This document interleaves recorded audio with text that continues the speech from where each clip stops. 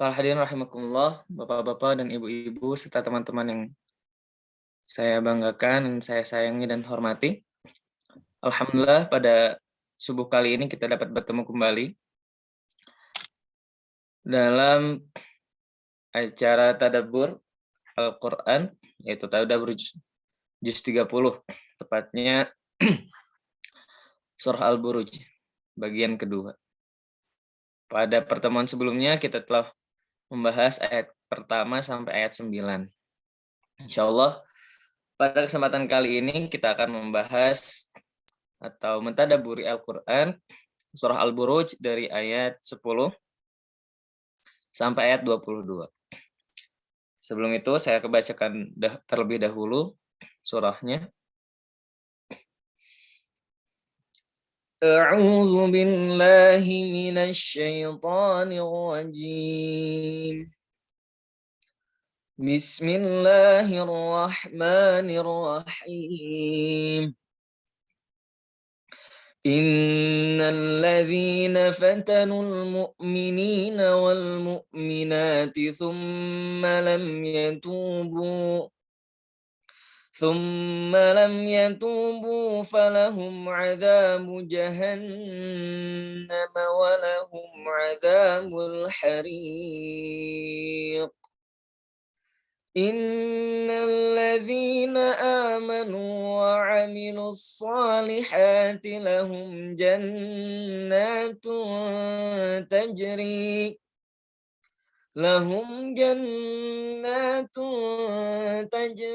min tahtihal anhar. Dzalikal fawzul kabir. Inna batsha rabbika lasyadid. Innahu huwa yubdi'u wa yu'id. Wa huwal ghafurul wadud. Dzul 'arsyil majid. Fa'alun lima yurid. Hal ataka hadithul junud. Fir'auna wa Thamud. Balil ladzina kafaru fi takdzib. Wallahu min waraihim muhit. Bal huwa Qur'anun majid fi lawhin mahfuz. Shadaqallahul azim. Mari kita mulai saja. Mari kita mulai kembali. Cek.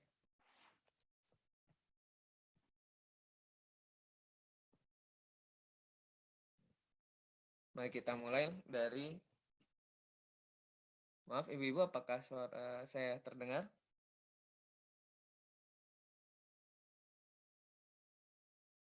Tes, tes. Suaranya kecil, Pak. Terdengar. Bismillah.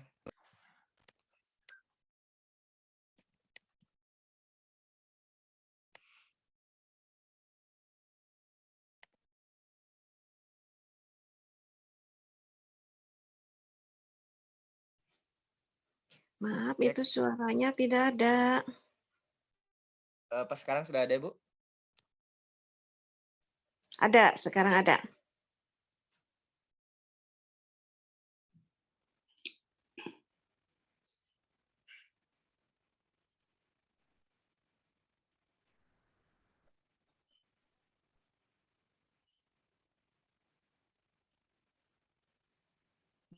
Baik.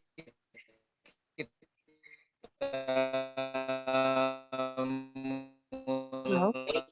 Suaranya itu putus-putus. Suaranya putus-putus. Innal ladzina fatanu mu'minina wal mu'minat tsumma lam yatubu.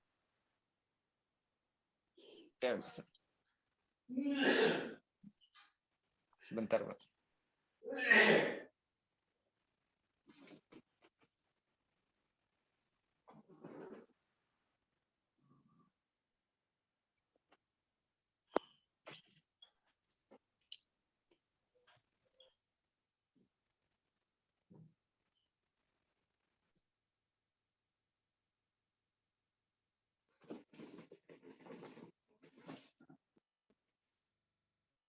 Halo? Ya, sebentar, Bu.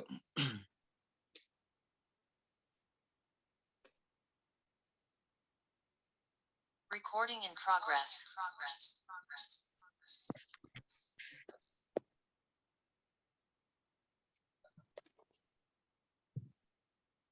Apakah ada suaranya, Bu? Ada.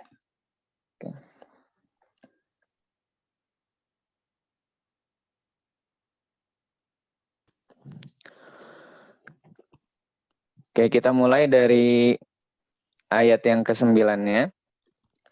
Innal ladzina fatanul mu'minina wal mu'minat thumma lam yatubu falahum 'adzabu jahannam wa lahum 'adzabul hariq. Pada ayat ini Allah memulainya dengan inna. Berarti ada sesuatu hal yang penting dan ini memerlukan penekanan.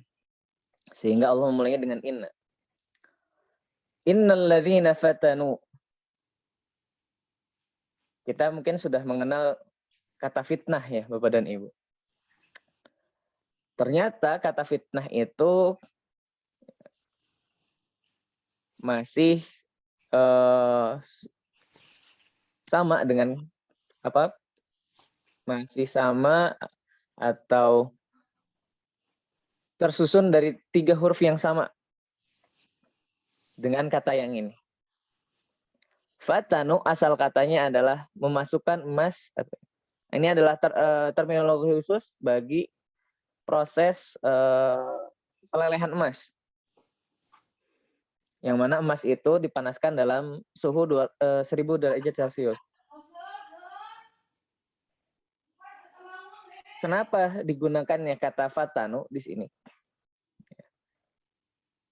Fatanu digunakan untuk menggambarkan siksaan atau gangguan yang sangat berat, gangguan yang sangat menyakitkan bagi umat muslim atau bagi orang-orang yang beriman. Bagi orang-orang yang beriman, gangguan itu sangat besar. Dan gangguan yang paling besar adalah ketika seorang mukmin atau mukminat itu disuruh untuk keluar dari agamanya. Ini adalah dianggap oleh Allah sebagai cobaan yang sangat berat. Kepada Bapak dan Ibu yang belum mute, mohon di-mute.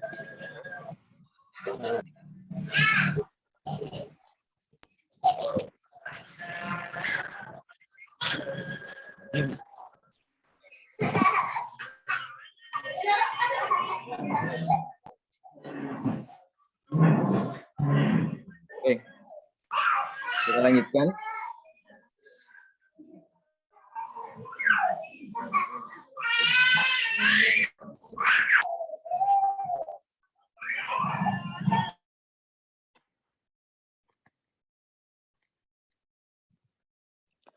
Kita lanjutkan. Fatanu ini untuk menggambarkan siksaan yang sangat berat. Dan siksaan yang sangat berat yang pertama adalah ketika seorang mukmin disuruh menanggalkan keimanannya. Siksaan yang terberat selanjutnya adalah siksaan fisik yang dialami oleh orang-orang mukmin pada saat itu.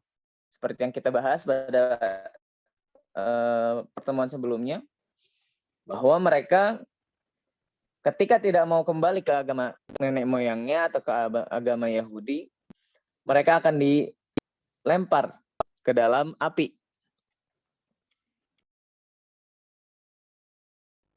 Al-mu'minuna wal mu'minat. Di sini perlu ditanyakan, siapa itu al-mu'min dan mu'minat? Pada hadis Jibril, ya, kita kenalnya dengan hadis Jibril. yaitu ketika Jibril datang dalam bentuk seseorang lalu bertanya pada Nabi. Salah satu pertanyaannya adalah akhbirni anil iman. Iman, kata mukmin itu dari kata iman. Dia kata amana yu'minu imanan, bahwa mukmin orang yang beriman. Dan di situ antuk minabillahi wa malaikatihi wa kutubihi wa rusulihi wa wal yaumil akhir. Rukun iman di situ semua disebutkan. Ketika seseorang sudah memulai keimanannya dengan beriman kepada Allah, maka ada keimanan-keimanan lain yang harus diimani juga. Ada hal-hal lain yang harus diimani juga. Nah, konsekuensi dari keimanan adalah melakukan atau taat kepada apa yang diimaninya itu. Seseorang, ya, ketika dia hanya mengatakan, saya beriman kepada Allah, tapi tidak melakukan konsekuensi-konsekuensi, yaitu melakukan segala perintah Allah dan menjauhi larangannya, serta beriman kepada hari akhir yang gaib, kepada qada dan qadarnya Allah, kepada kitab-kitab Allah, kepada Rasul Allah, itu tidak dikatakan beriman. Walakin qul aslamna. Jangan katakan beriman, kata Allah. Katakan aslamna, kita sudah Islam, kita sudah pasrah. Baru pasrah saja, karena belum lengkap. Sedangkan orang yang beriman itu adalah lengkap keimanannya. Rukun imannya lengkap. Tidak hanya satu, tapi seluruh. Tsumma lam yatubu. Orang-orang yang menyiksa umat muslim itu sudah dijanjikan oleh Allah adalah falahum adzabu jahannam, dijanjikan azab jahannam, dijanjikan azab yang pedih, dijanjikan akan dimasukkan ke dalam neraka. Tapi ternyata Allah yang Maha Rahman, Maha Rahim, dan Allah yang Ghafur masih memberikan kesempatan untuk taubat, masih memberikan kesempatan untuk diampuni. Maka ada istilah yang namanya taubah, sehingga taubah menjadi syarat diampuninya seseorang.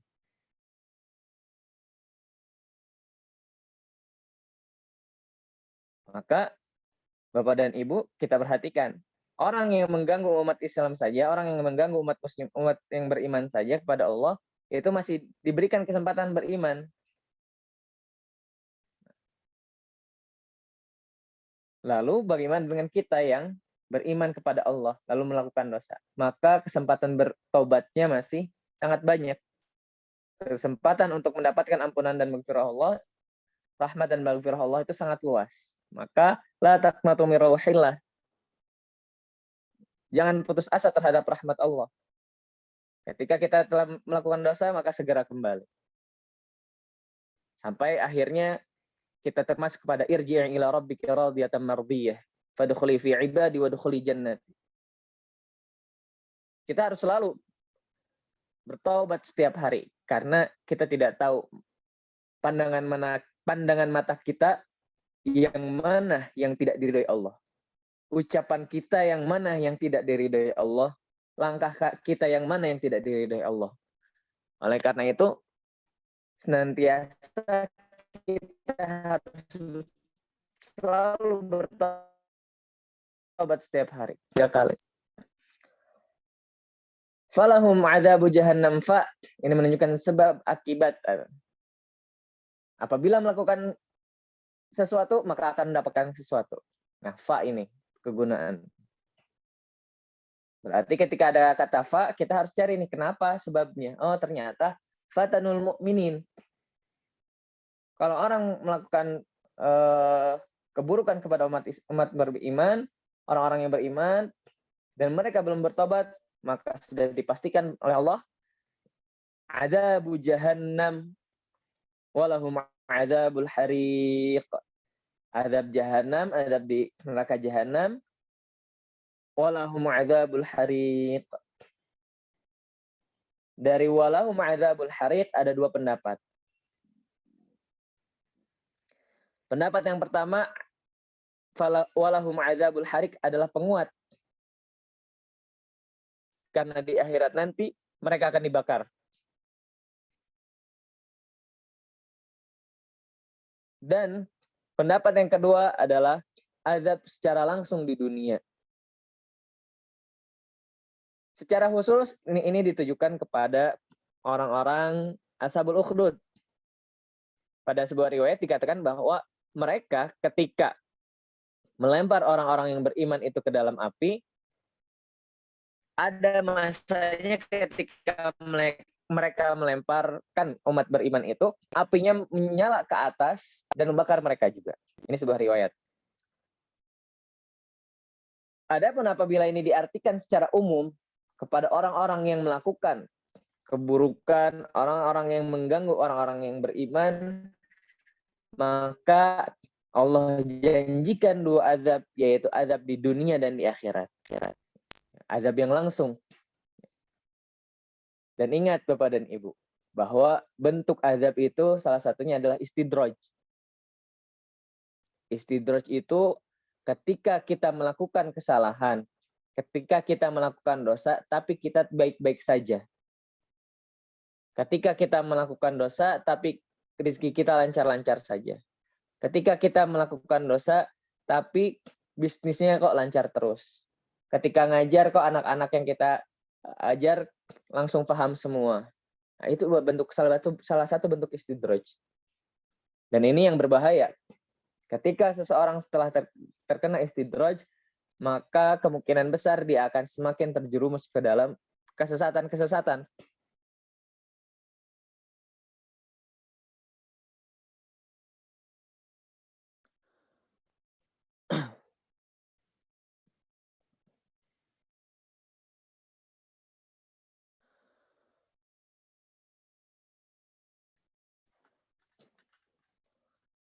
Selanjutnya,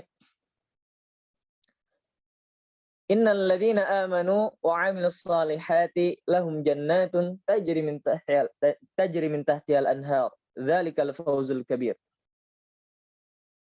Apabila di pertama tadi ayat 9, innal ladzina fatanul mu'minin, itu kita namakan dengan wa'id, ancaman. Kita namakan dengan wa'id, ancaman Allah.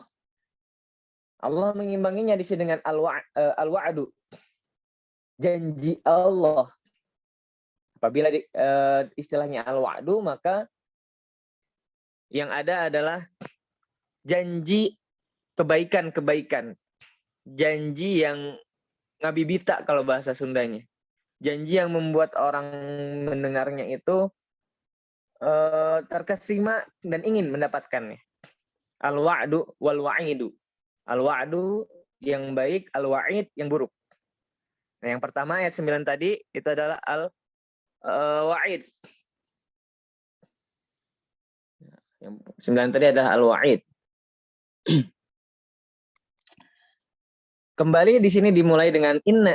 Berarti ini ada hal yang penting yang harus dipahami.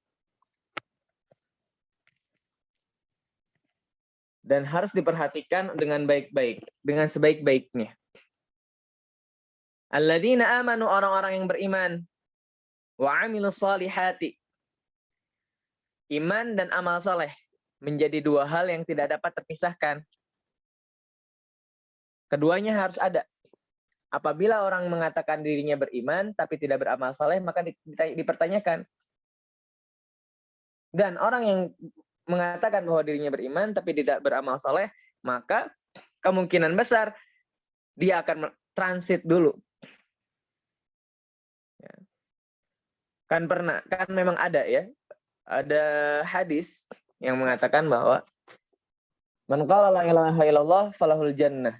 Barang siapa yang mengucapkan la ilaha illallah, maka baginya surga. Namun tidak sesimpel itu. Ketika itu banyak yang salah persepsi. Wah, udah dong, kita cukup mengucapkan la ilaha illallah, beres sudah. Tidak usah melakukan sholat, zakat, puasa, dan lain-lainnya. Ternyata perkataan atau ikrar la ilaha illallah itu adalah menjadi kunci diterimanya amal. Sebagaimana kita daftar ke sekolah, lalu ujian, maka kita lulus, dapat ijazah misalnya. Tapi kalau orang yang ikut ujian tanpa tercatat, walaupun dia nilainya 100, dia tidak akan mendapatkan ijazah. Analoginya seperti itu. Maka iman dan amal soleh harus ada. Amal soleh diibaratkan kita mengerjakan ujian dengan baik dan benar. Kalau orang yang sudah terdaftar tapi tidak dapat mengerjakan ujian dengan baik, tentu bisa jadi tidak naik kelas. Makanya iman dan amal harus ada. Iman dan amal harus seimbang. Ketika kita mengatakan kita beriman, maka kita juga harus beramal soleh. Apabila kita melakukan keduanya, iman dan amal ada, maka Allah janjikan lahum jannat tajri min tahtihal anhar. Jannat ini bentuk jamak dari kata jannah. Jannah itu pernah saya jelaskan di beberapa video sebelumnya, pada kajian-kajian sebelumnya, bahwa jannat ini adalah sesuatu yang dikelilingi, sesuatu yang tertutup oleh, misalnya dipagari. Sesuatu yang dipagari. Mengapa? Karena pada zaman dahulu, pada zaman Nabi Muhammad, jannah atau jannah ini lebih sering digunakan kepada kebun-kebun yang indah, lalu dipagari oleh orang-orang, dijaga agar tidak sembarangan orang masuk. Atau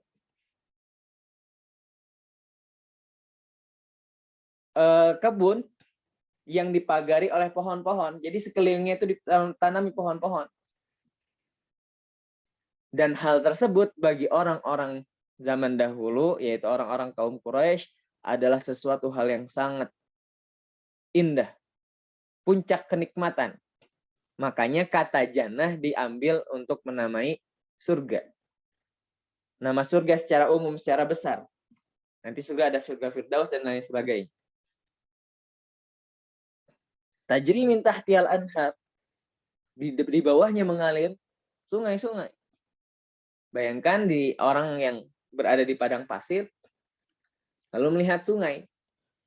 Itu adalah kenikmatan. Maksudnya apa di sini?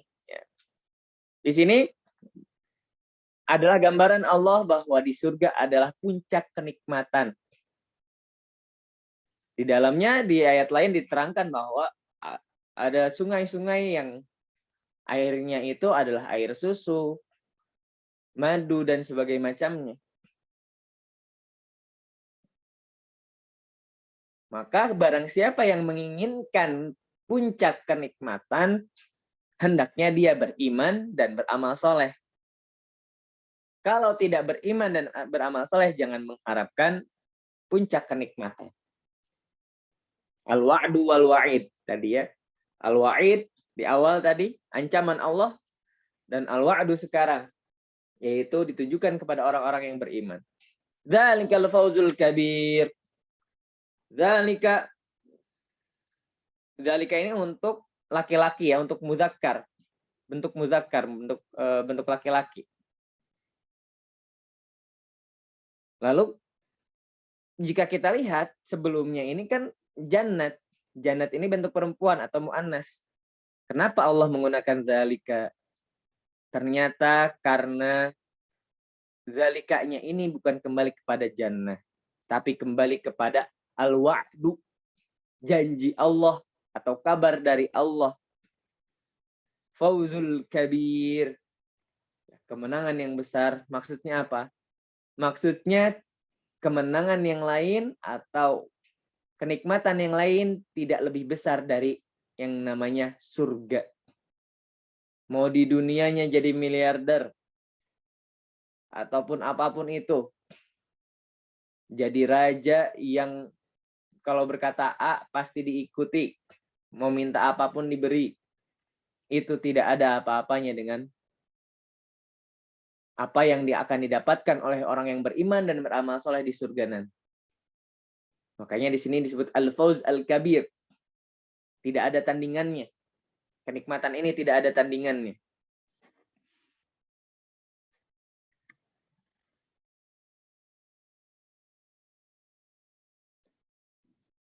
Inna batsya rabbika lasyadid. Innahu huwa yubdi'u wa yu'id. Inna, lagi-lagi dimulai dengan inna. Berarti ini sangat penting dan bisa jadi yang diajak bicara atau khitabnya itu pada dasarnya adalah untuk orang yang bebal. Dikasih tahu nggak mau. Dikasih tahu beriman, ayo beriman kepada Allah. Allah yang menciptakan kalian. Ini buktinya. Tapi tetap tidak mau beriman. Batsya rabbika lasyadid. Batsya itu pada asal katanya adalah menarik sesuatu dengan keras, kasar, tanpa kasih sayang. Rabbika lasyadid. Syadid ini dari kata syiddah. Lalu diubah bentuknya jadi syadid. Dalam bahasa Arab disebutnya mubalaghah. Mubalaghah itu menunjukkan nihayah, puncak, akhir. Sangat keras, tidak ada yang lebih keras dari ini. Tidak ada yang lebih keras dari Allah. Wahbah Az-Zuhaili dalam tafsir Al-Munir mengatakan, fa idza wasafa bisyiddah kana nihayah. Kalau Allah sudah disifatkan dengan asyiddah, kana nihayah, udahlah, beres sudah. Nihayah. Habis. Gak ada yang bisa tawar-menawar. Ini kelanjutan dari wa'idnya Allah. Wa'idnya Allah, ingat ibu-ibu, bapak-bapak yang tadi ya, bahwa wa'idnya Allah itu adalah ancaman Allah terhadap alladzina fatanul mu'minina wal mu'minat. Ayat ini juga adalah penekanan bahwa Allah itu maha berkehendak, maha kuasa. Kenapa? Karena tadi di awal, atau kita ingat-ingat di awal bahwa kenapa pemimpin Yahudi tersebut sampai marah, sampai segitunya terhadap orang-orang yang beriman. Karena orang beriman itu mengharapkan hanya kepada Allah dan taat hanya kepada Allah. Kalaulah hanya sekedar nama iman, tidak hanya sekedar syahadat, tidak akan sampai menimbulkan kedengkian dan perilaku yang sangat kasar seperti yang dilakukan oleh mereka.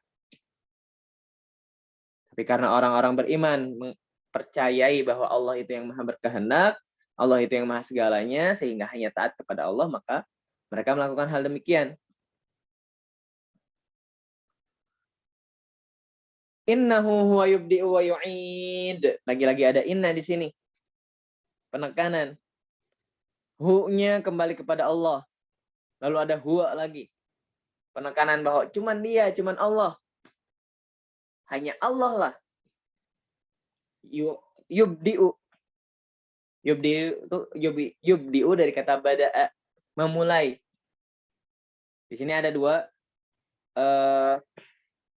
penafsiran. Yang pertama awal penciptaan. Apabila ini diartikan awal penciptaan, maka wa yu'id adalah hari kiamat. Yaitu ketika Allah mengulang kembali penciptaan. Manusia sudah diwafatkan semua. Alam sudah hancur. Tapi Allah ketika hari kiamat, ketika semuanya sudah wafat, sangkakala kedua ditiupkan, maka Allah menciptakan lagi seluruhnya. Manusia dibangkitkan kembali. Penafsiran yang kedua, yubdi diartikan dengan azab di dunia, dimulai di dunia. Ini kan masih berkaitan dengan ayat 9, Bapak.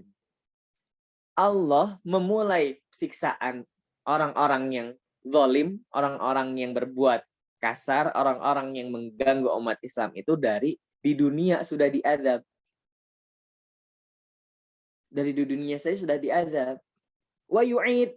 Dan azab itu tidak berakhir di dunia saja, tapi wa yu'id, tapi di azabnya juga sama di akhirat. Bahkan azab di akhirat ini sangat pedih, lebih pedih daripada azab yang ada di dunia. Na'udzubillahi min dzalik. Wa huwal ghafurul wadud, dzul 'arsyil majid, fa'alul lima yurid. Di sini ada 5 sifat yang kita perhatikan, yang mesti kita perhatikan. Allah untuk menekankan bahwa Allah itu maha berkehendak, ya, Allah menyebutkan 5 sifatnya. Berarti ayat ini awalnya ditujukan pada orang yang benar-benar bebal, tidak mau taat, tidak mau patuh, padahal sudah ditunjukkan bukti-bukti yang nyata. Nah, hati-hati Bapak dan Ibu. Jangan sampai kita sudah tahu bukti-bukti yang nyata, bukti-bukti kekuasaan Allah yang nyata, tapi kita masih berbuat dosa. Kita masih melakukan kesalahan. Kita masih terbiasa dengan maksiat kita. Kita termasuk pada orang yang mendapatkan wa'id ini kalau misalnya kita seperti itu. Lihat, Allah sampai menyebutkan 5. Al-Ghafur, Al-Wadud, Dzul 'Arsy, Al-Majid, dan Fa'al lima yurid. 5-5-nya. 5 sifat. Sampai banyak. Al-Ghafur, Maha Pengampun. Bagi siapa? Bagi orang yang bertobat. Ingat tadi ayatnya. Tsumma lam yatub. Taubat adalah syarat dari maghfirah. Tanpa taubat maka tidak ada maghfirah.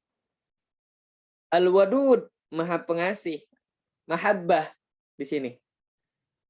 Mahabbah, kecintaan. Yang sangat kecintaan itu, Al-Wadud itu ditujukan bagi yang memberikan kecintaan. Lagi-lagi Bapak dan Ibu, Al-Ghafur dan Al-Wadud ini adalah bentuknya mubalaghah.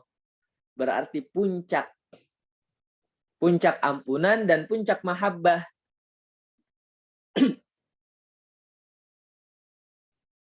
Puncak ampunan bagi orang yang bertaubat dan puncak mahabbah bagi orang yang taat. Dzul 'Arsyil Majid, Dzul 'Arsy-nya dulu. Dzul 'Arsy memiliki 'arsy. Memiliki kerajaan. Dialah raja di atas raja. Ketika seorang raja itu kan berkehendak bebas. Maka rajanya raja di atas raja lebih berkehendak. Lebih bebas. Tidak ada yang bisa mengatur.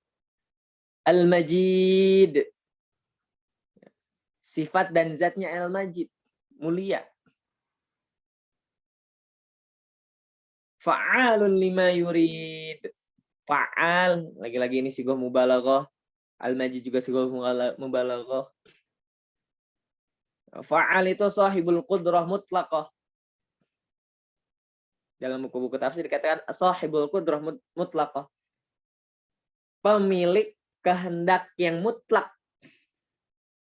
Kalau kita bukan pemilik kehendak yang mutlak kalau manusia itu. Karena misalnya kita ingin pergi ke Jakarta, ternyata bisa jadi nggak jadi kita pergi ke Jakarta. Entah karena ban mobilnya bocor, entah karena PPKM lagi, entah atau hal-hal yang lain. Maka Allah lah fa'al. Sahibul qudrah mutlaqah. Lima yurid. Atas apa yang dia kehendaki.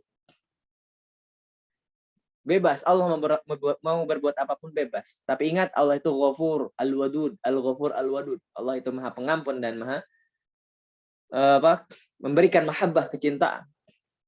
Allah itu Ar-Rahman, Ar-Rahim. Allah maha pengasih lagi maha penyayang. Hal ataka hadithul junud Fir'aun wa Tsamud. Hal ataka, wahai Muhammad, wahai Rasulullah sallallahu alaihi wasallam, apakah telah datang kepadamu hadithul junud, cerita tentang para pasukan? Maksudnya adalah orang kafir terdahulu. Karena cerita-cerita umat terdahulu diceritakan juga bukan tidak hanya oleh orang-orang yang beriman. Rahib-rahib Yahudi, rahib-rahib Nasrani juga sama menceritakan umat-umat terdahulu. Namun anehnya mereka tidak beriman kepada Allah. Hal ataka hadithul junud. Udah tahu belum cerita orang-orang terdahulu yang melakukan kekufuran? Fir'aun wa Samud. Contohnya adalah Fir'aun dan Samud. Fir'aun yang merasa dia adalah raja. Samud, kaumnya Nabi Soleh, yang tidak mau taat. Balil ladzina kafaru fi takdzib. Sungguh. Ya, bal di sini diartikan sungguh. Alladzina kafaru, orang-orang kafir itu, orang-orang kufur itu, orang-orang yang seperti hadithul junud yang diceritakan, seperti yang umat-umat terdahulu lakukan. Contohnya Fir'aun dan Samud. Ataupun orang-orang yang memiliki sifat seperti mereka. Fi takdzib. Nah, ini sebetulnya bisa. Balil ladzina kafaru yukadzibun, kan ada ya. Balil ladzina kafaru yukadzibun. Tapi di sini Allah mengatakan balil ladzina kafaru fi takdzib. Ini juga sama sighah mubalaghah, menunjukkan pengingkarannya terhadap Allah itu sangat parah. Bagaikan sesuatu yang tenggelam, kata Imam Al-Alusi. Bagaikan sesuatu yang tenggelam, sulit untuk kembali ke atas, tidak ada yang membantu. Terjebak di sana, terjebak dalam kekufurannya, tidak bisa keluar lagi, tenggelam, makin lama makin tenggelam. Makin lama makin mengingkari Allah. Makin lama makin keruh hatinya. Makin lama makin mengeras hatinya. Kenapa? Karena mereka sudah terbiasa. Karena mereka terus-menerus melakukan kekufuran tersebut. Terus-menerus melakukan pengingkaran kepada Allah. Makanya Bapak dan Ibu, kita setiap sholat harus bertobat ya tadi. Istighfar. Karena apabila kita sampai naudzubillah min dzalik, sampai hati kita keras, sampai hati kita keruh, kita bisa masuk kepada orang-orang yang ini. Balil ladzina kafaru fi takdzib. Tenggelam kita kepada maksiat-maksiat kita. Wallahu min waraihim muhit. Muhit itu artinya mengepung. Orang yang mengepung asal katanya. Muhit yaitu orang-orang kafir, orang-orang yang tidak beriman. Kalian ini mau kemana? Kalian mau sembunyi, Allah Maha mengetahui. Kalian mau berbuat apapun, Allah Maha berkehendak. Kalian mau nantang Allah, Allah Maha perkasa. Makanya tadi, inna batsya rabbika lasyadid. Terus mau gimana? Terus mau gimana kalau udah seperti itu? Apakah tetap mau berbuat kufur? Ataukah kembali kepada Allah dengan taubat? Allah buka pintu-pintu taubat. Allah buka seluas-luasnya pintu taubat. Bal huwa Qur'anun Majid. Yang mereka dustai itu adalah Al-Quran juga. Al-Majid, Asy-Syaraf, Al-Karam, Al-Barakah. Yang mulia. Kenapa yang mulia? Kenapa Al-Quran dikatakan dengan sesuatu hal yang mulia? Fi lauhim mahfuz, karena dia tertulis di lauhil mahfuz. Lauhil mahfuz adalah tempat yang mulia, dan Al-Quran adalah kalamullah. Maka Al-Quran adalah sesuatu hal yang mulia. Quranul Karim atau Al-Quran Majid. Al-Majid. Yang di dalamnya berisi hudan, petunjuk yang dapat menyelamatkan manusia dari panasnya api neraka. Al-Quran mulia. Maka salah satu bentuk keimanan kepada Al-Quran adalah membacanya. Salah satu keimanan kepada Al-Quran adalah dengan membetulkan cara baca kita. Salah satu keimanan kepadanya adalah membaca Al-Quran dengan tajwid dan yang baik. Salah satu keimanan kepada Al-Quran adalah mengamalkan Al-Quran. Salah satu keimanan kepada Al-Quran adalah mempelajari dan mentadabburi. Ini yang kita lakukan sekarang. Kita sedang mentadabburi Al-Quran. Semoga Allah nilai, Allah hitung ini sebagai amal baik, dan akan menjadi alasan bagi Allah untuk memasukkan kita ke surganya kelak. Barakallahu fikum. Saya cukupkan sampai sekian. Barangkali ada pertanyaan, silakan langsung dibuka saja mikrofonnya atau di chat ataupun dengan mengangkat tangan terlebih dahulu. Mangga, silakan Bapak dan Ibu.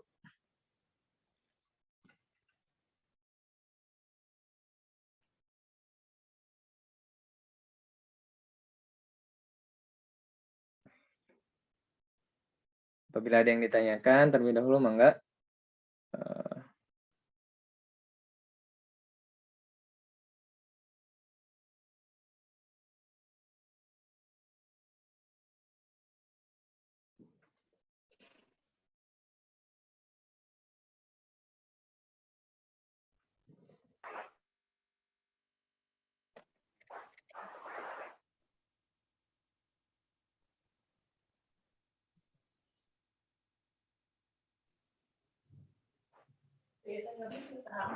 Anu Bu Yana.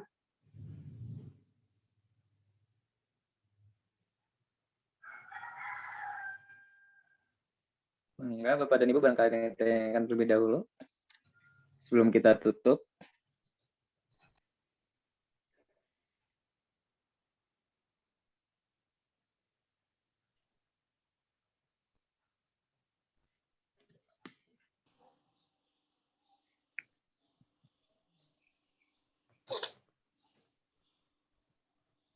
Assalamualaikum. Waalaikumsalam warahmatullahi wabarakatuh.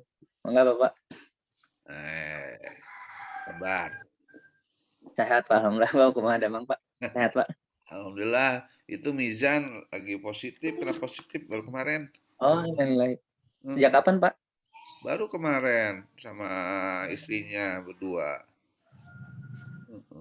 Minta doanya aja. Iya Bapak. Semoga segera sembuh. Iya. Enggak, ini yang saya mau tanyakan tadi kan mereka yang tenggelam.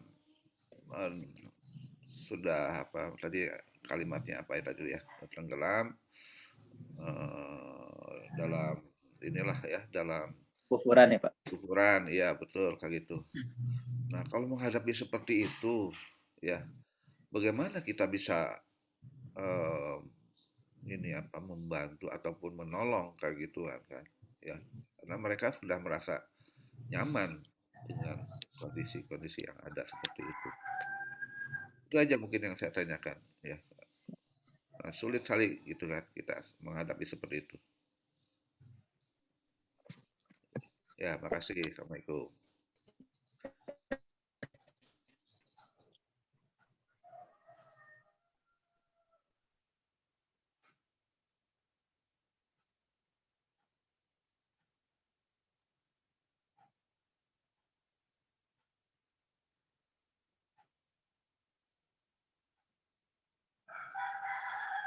Waalaikumsalam. Bagaimana cara menyampaikannya? Oke. Kita pertama lihat terlebih dahulu orang tersebut. Ya, kalau orang yang mengingkari Allah, jelas berikan ayat-ayat Allah agak susah untuk menerima. Oleh karena itu kita bisa menggunakan dalil akli berarti Pak, dalil akal, ataupun kita menunjukkan bukti-bukti yang ada di alam ini. Seperti halnya yang dilakukan oleh Nabi Ibrahim. Nabi Ibrahim ketika mencari Tuhan, mencari Allah, itu kan melihat ke alam. Banyak ayat-ayat Allah itu. Ayat Allah ayat qauliyah memang sudah berhenti. Tapi ayat kauniyah itu tidak berhenti sampai hari kiamat. Bahkan seekor lalat pun bisa menjadi alat kauniyah bagi kita. Perilaku hewan pun bisa menjadi ayat kauniyah bagi kita. Hanya saja kadang memang orang kan kurang peka ya Pak ya terhadap hal tersebut. Memang untuk mengajak itu agak lama, berproses. Lihat saja Nabi Muhammad saja berproses lama. Maka tugas kita sebagai orang beriman, ajak terus. Ajak mereka untuk melihat kekuasaan Allah. Karena pada dasarnya manusia itu merasa dirinya lemah, Pak. Pada dasarnya. Makanya kita tunjukkan kebesaran-kebesaran Allah. Tunjukkan kebesaran-kebesaran Allah sehingga muncul di hatinya itu kesadaran bahwa, oh iya, saya itu lemah. Sampai akhirnya dia mau kembali kepada Allah. Seperti ya orang yang tenggelam itu kan sudah jauh ke bawah ya Pak ya. Sudah tenggelam. Nah kita juga untuk mencapai untuk meraih tangannya kan lama. Dan pasti berat. Nah, ini tantangan kita. Tunjukkan, saran saya adalah tunjukkan kekuasaan Allah. Karena pada dasarnya manusia itu merasa dirinya lemah. Hanya saja diselimuti atau hanya saja setan ini berkaitan dengan setan. Setan itu menyelimuti atau menutupi perasaan manusia bahwa dirinya lemah dengan keangkuhan. Itu setan. Makanya kita tunjukkan kebesaran Allah. Hampir semua nabi itu kan mukjizat itu kan menunjukkan kekuasaan Allah ya Bapak. Nabi Soleh yang mukjizatnya itu keluar unta dari batu, itu kan kekuasaan.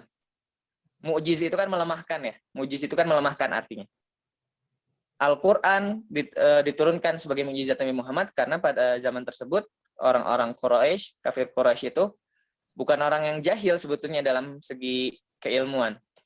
Mereka paling pintar dalam syair bahasa Arab. Makanya ditunjukkan kekuasaan Allah. Nah, berarti kita lihat juga sasaran dakwah kita ini, dia kuatnya di apa? Kuat di hartakah?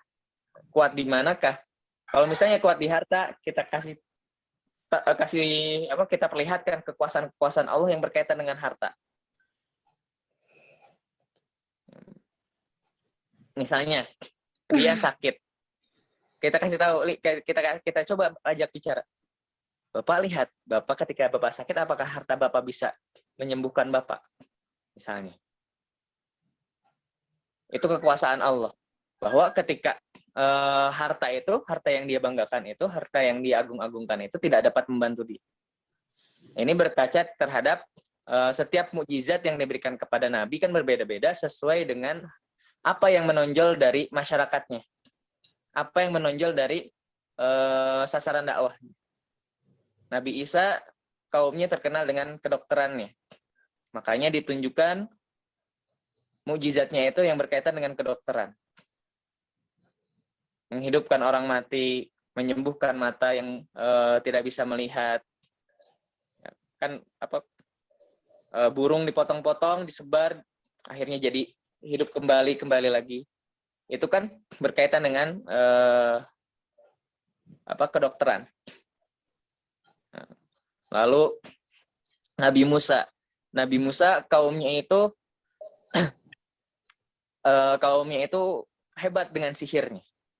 Akhirnya Allah datangkan, Allah berikan mukjizat yang seperti sihir terlihatnya.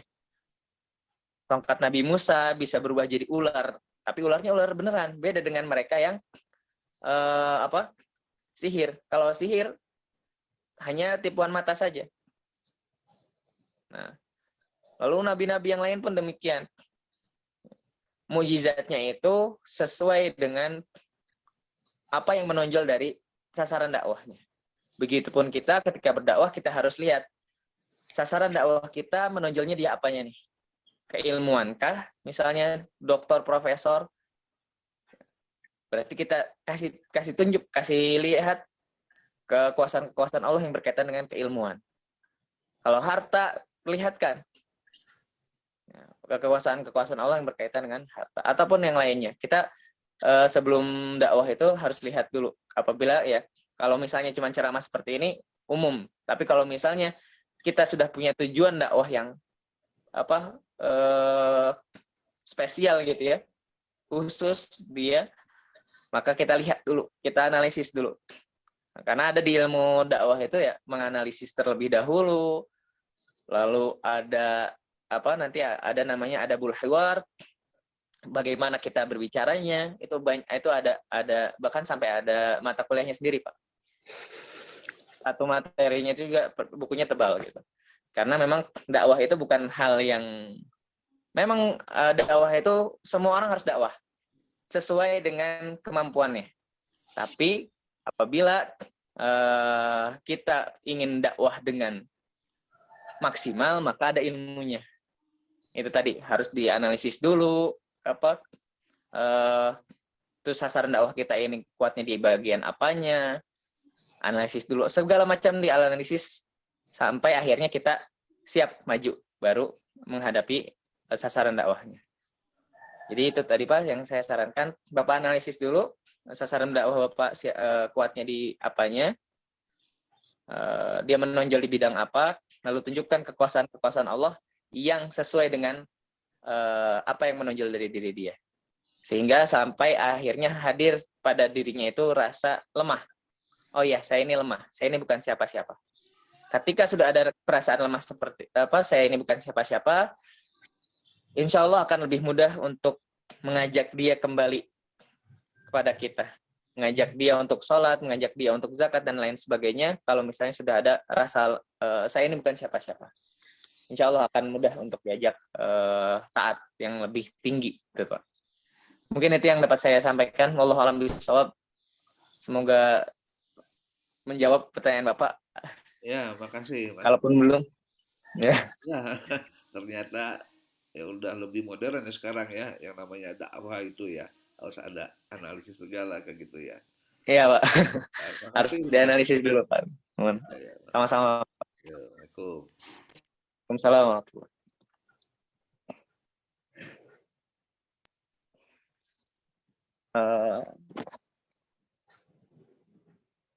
Oke, ada pertanyaan di kolom chat dari Ibu Mimin. Mahmin. Ayat 9 yang tentang menzalimi orang-orang mukmin pernah dibaca Imam Masjidil Haram dan imamnya menangis terseduh-seduh. Kira-kira apa yang membuatnya menangis? Mohon pencerahan. Oke. Ada satu hal yang menjadi umum di situ, yaitu kezaliman. Ya, kezaliman itu menjadi nilai apa? Menjadi poin yang umum di pada ayat 9.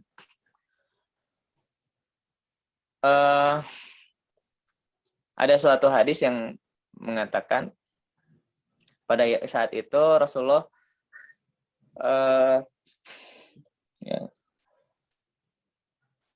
mengatakan bahwa sebentar. Pada saat itu sahabat bertanya, Ayyuna la nuzlim? Apakah ada di antara kita yang tidak berbuat zalim? Apakah ada di antara kita yang tidak berbuat zalim? Ini menunjukkan bahwa kezaliman itu sekecil apapun tetap dikatakan zalim. Makanya sampai para sahabat mengatakan ayyuna la nuzlim. Apakah ada di antara kita yang tidak berbuat zalim? Hanya saja pada saat itu Rasulullah mengaitkannya dengan kekufuran. Kekufuran yang tinggi. Kezaliman yang tinggi, ada puncak kezaliman adalah kekufuran. Waktu itu ya, waktu ketika hadis ini disebutkan. Tapi ada yang perlu kita tangkap bahwa seluruh manusia itu potensial untuk berbuat zalim. Karena sedikit saja kita tidak memenuhi hak orang lain, misalnya pada surat Al-Mutaffifin, pada kajian-kajian sebelumnya pada surah Al-Mutaffifin, Tafafa itu kan mengurangi walaupun hanya sedikit. Misalnya 1 kilo dikuranginya itu 0, berapa gram misalnya, atau ya seperti itu. Dikuranginya hanya sedikit. Itu termasuk kepada tafafa yutafifu tatfifan, mutaffifin orangnya. Ketika kita tidak memberikan hak orang, ya, walaupun itu sedikit, itu sudah termasuk zalim. Makanya kita harus hati-hati ketika kita berkaitan dengan hak orang lain, harus kita berikan. Adapun Imam Masjidil Haram atau itu ya orang yang seperti ini ya. Orang yang faham ketika membaca Al-Qur'an itu pasti akan menangis. Ya, apabila dia menghayati bacaannya, pasti akan menangis ketika ayat-ayat tentang siksaan.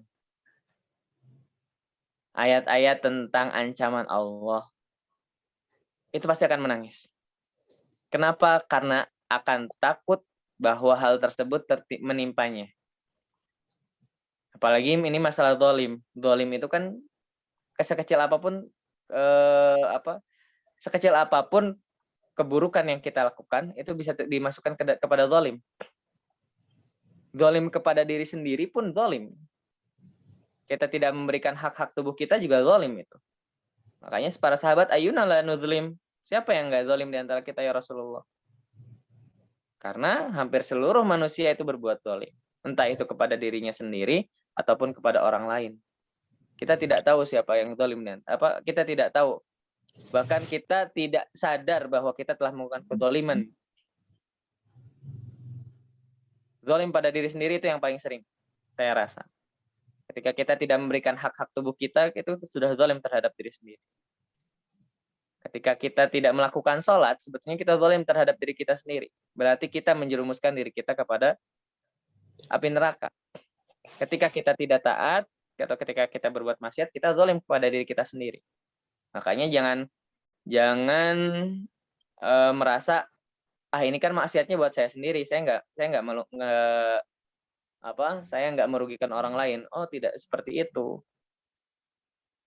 Kita tetap merugikan, yaitu merugikan diri sendiri. Zalim. Ayuna la nuzlim ya Rasulullah. Siapa dari kita yang nggak zalim ya Rasulullah? Kita semua kan zalim. Pada diri kita sendiri pun kita zalim. Terus gimana ya Rasulullah?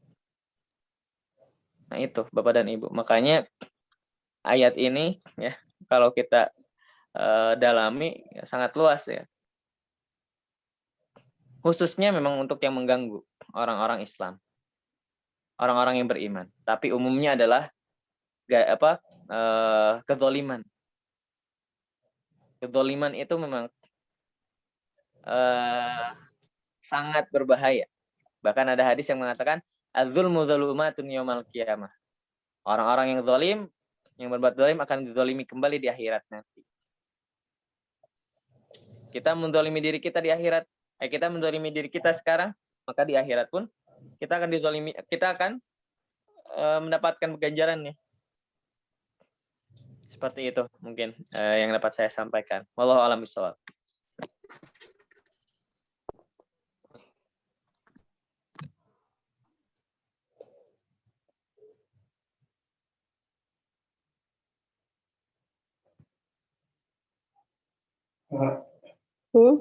Kedap.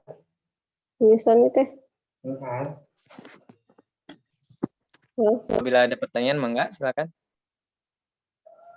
Ibu Herlis mau bertanya. Sekap. Oh, mohon. Oke, mungkin kita cukupkan saja. Waktu sudah menunjukkan pukul 6:04. Oh iya, ada pertanyaan ini.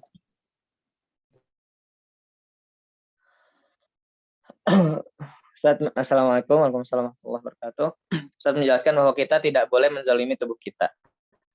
Ada orang yang mengatakan bahwa kita harus berterima kasih kepada anggota tubuh kita. Apakah demikian? Oke.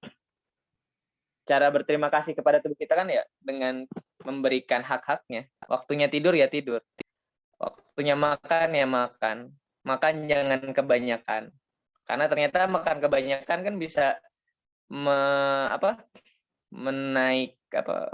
menaikkan asam lambung ya. Makan terlalu banyak itu malah membuat asam lambung naik. Cara berterima kasih pada tubuh kita ya dengan memberikan haknya. Memberikan hak-haknya itu tadi. Ketika waktunya istirahat, waktunya tidur, waktunya makan ya makan, tapi makannya jangan kebanyakan, minum sambil duduk. Nah, ini juga cara berterima kasih kita kepada tubuh. Karena ketika kita minum sambil berdiri, airnya kan cepat ya masuknya itu. Itu yang dijelaskan beberapa ulama seperti itu. Kalau kita minum sambil berdiri atau makan sambil berdiri, tidak prosesnya itu ya, diolahnya itu tidak sampai benar-benar halus sehingga membuat lambung dan usus itu berat. Nah, cara kita berterima kasih pada tubuh yaitu kita memberikan hak-haknya, bukan berarti kita berterima kasih tubuh, tidak seperti itu, tapi kita berikan hak-haknya. Kita taat kepada Allah berarti kita berterima kasih pada tubuh kita juga. Kita memberikan hak tubuh kita juga. Kita menyelamatkan tubuh kita dari siksaan api neraka dan siksaan alam kubur. Ya. Lebih ininya mungkin siksa kubur ya, siksa neraka. Karena kalau di alam kubur itu ada yang mengatakan bahwa bukan fisiknya yang disiksa, tapi jiwanya, ruhnya. Allah alam, itu alam kubur. Tapi kalau di akhirat nanti dijelaskan bahwa memang betul-betul fisik yang disiksa. Tubuh kita, anggota tubuh kita yang ikut dibakar, ikut dipancung dan segala macam. Itu anggota tubuh. Karena itu cara berterima kasihnya adalah dengan melakukan atau memberikan hak-hak tubuh kita. Seperti itu mungkin, Bu. Allah alam bisawab.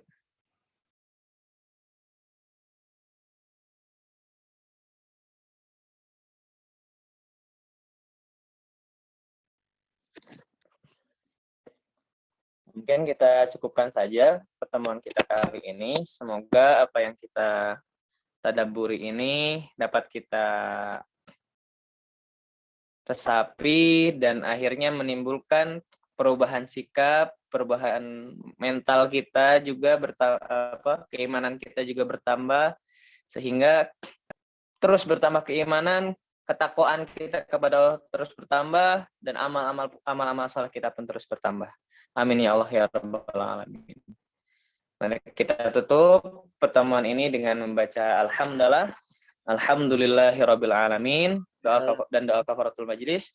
Subhanakallahumma wa bihamdika asyhadu an la ilaha illa anta astaghfiruka wa atubu ilaik. Terima kasih kepada Bapak dan Ibu yang telah hadir. Semoga bisa istiqomah ya Bapak dan Ibu. Sehat-sehat semua Bapak dan Ibu. Teman-teman juga. Amin. Terima kasih. Assalamualaikum warahmatullahi wabarakatuh. Waalaikumsalam Waalaikumsalam. Jazakallahu khair.